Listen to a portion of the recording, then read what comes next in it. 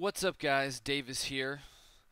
Let me just first apologize. I was trying to get this video out last Friday, but I was working on a Alliance vs Horde for Warp Zone, and then VidCon happened, so I wasn't able to get it done. But here it is now. So let's get to the review. As I do more of these, I'm probably gonna refine the layout, or the format. But pretty much, I'm just gonna say my likes, my dislikes, and then I'll give it a score out of 10. So, what I liked about Champions Online. First of all, the setting. I'm a big comic book fan, so I love superheroes and the whole idea of playing as a superhero. I really liked the art style, the graphics in this game. It's got kind of like a cel-shaded, cartoony look, which works really well instead of going for something realistic. I feel this kind of stylized look will stand the test of time better than if you try to make it look really good. The character creation system, I love that. I haven't played a game with as in-depth a character creation system as this game. So much fun. Like half the fun of this game is in that, as I said before. And then the final thing that I really liked was the quest structures. How you go to an area and they kind of ramp up. They're like little mini arcs. And then they like end in a hideout, oftentimes with like a boss type character. I really like that. Thought it was a little different from how WoW has done in other games like that in the past. So on to the dislikes. PvP, which is to me my favorite part of any game, is the PvP aspect, and I was not impressed by this game.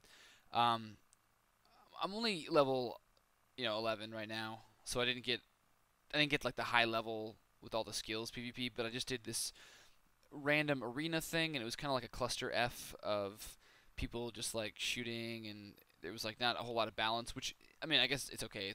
It's early on in the game, but like there were some classes that would like just wouldn't go down ever. They just had like tons of tanking ability and health, and I was like, that's kind of BS. And then, as I said, I love the questing, but some of the quests themselves, I feel like weren't like play tested. Like there was one where I spent like an hour on this thing. It was just like killing, or not really, like killing members of a gang and picking up stuff from them, but it just like was not dropping at a rate that I felt it should have. It felt like maybe they hadn't played through these zones enough to like really tune the quests properly.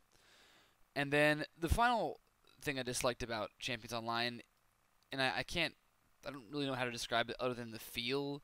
It kind of feels cheap. Like the combat, the way enemies like move, like collision detection, a lot of things just feel kind of cheap.